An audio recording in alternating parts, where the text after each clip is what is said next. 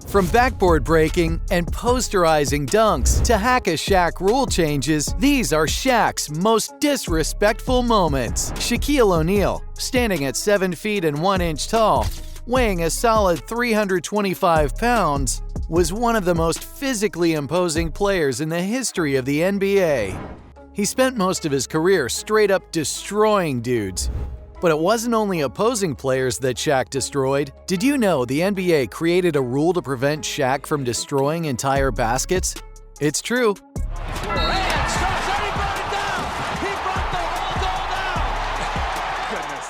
It wouldn't be the first time the NBA would create a Shaq rule.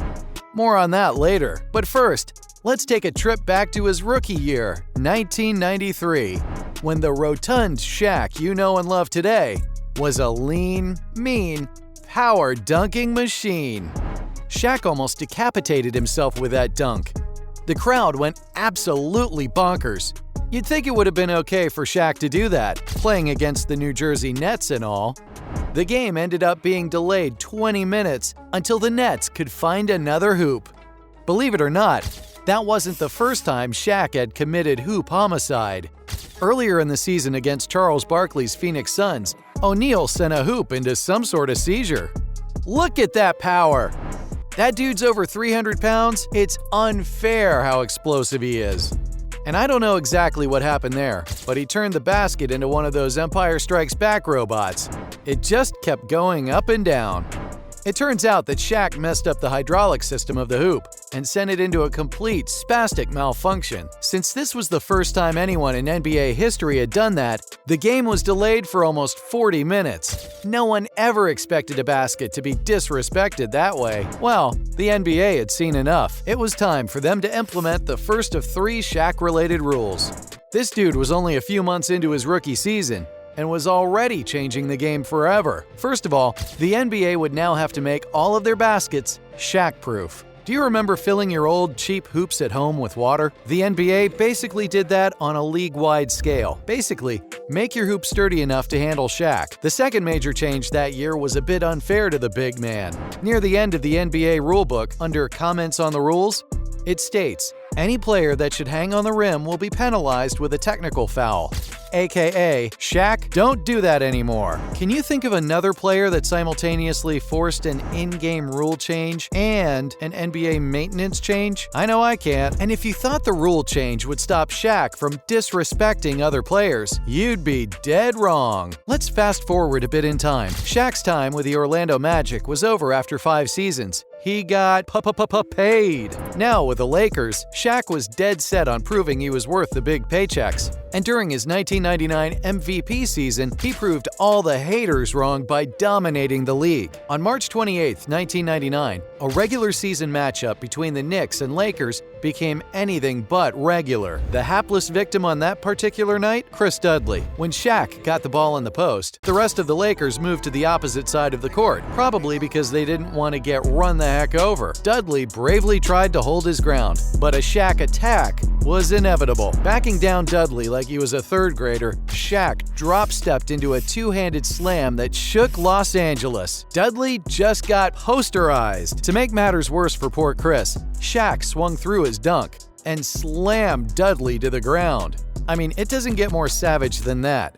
Dudley was livid. As Shaq was jogging back on defense, Dudley chucked the ball at the big man. But we all know the truth. Dudley wasn't actually going to do anything. Who's going to challenge Shaq? Challenges are a joke to Kazam. Not even the United States military could stop the force that is Shaq. Do you happen to know who one of Shaq's idols was in his teenage years? The man they called the Admiral, David Robinson. They called him the Admiral because he played his college ball in the Navy. Shaq's stepdad was also a military man. What better way to show your idol respect than to completely own them? It was 1998, Lakers versus Spurs. Robinson was one of the best defensive players in the NBA and was also known to be one of the nicest players in the league. There wasn't a man in the league who hated the Admiral. But just because someone's nice doesn't mean you have to play nice. Shaq lived by that code, getting the ball in the post from Nick Van Exel. Shaq faced up against Robinson. He gained a little momentum with the dribble and went up and over Robinson. Even Shaq, look! Even Shaq talking to the crowd. Once again, the force of Shaq causes his defender to fall to the ground. I think the force of Shaq is one of Newton's laws of physics. The Admiral knew he was defeated. A Navy man always knows. The NBA at this time also knew they had to do something about Shaq, so they implemented their second major Shaq-related rule. And when we say major, we're talking league-altering, game-changing, time-traveling changes. Maybe not that last part. The league had seen enough of Shaq's dominance, all the disrespect, and they were hell-bent on doing something about it. Prior to the 2001-2002 season, teams were only allowed to play man-to-man defense. It was pro basketball at its finest. Then, Shaq had to go and bully grown men around for half a decade. The NBA officially brought back the zone defense, and teams could now strategize against Shaq. They didn't have to leave men like Dudley or Robinson alone on an island. The league was basically penalizing Shaq for being too dominant. But did it work? Not a chance. Shaq continued his dominance over the best big men the world had to offer, even a man who is known worldwide for his ability to block shots.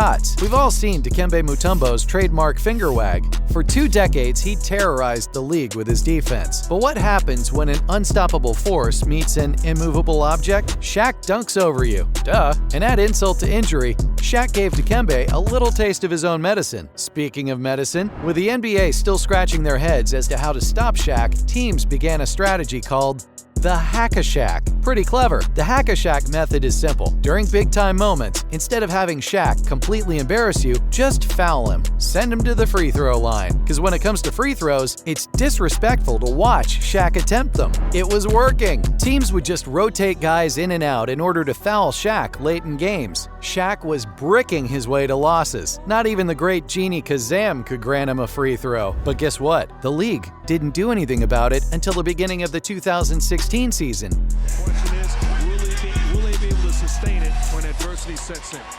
And Jeff, for San Antonio, once again, people are saying, as they immediately have a Hack-a-Shaq call, I don't believe it.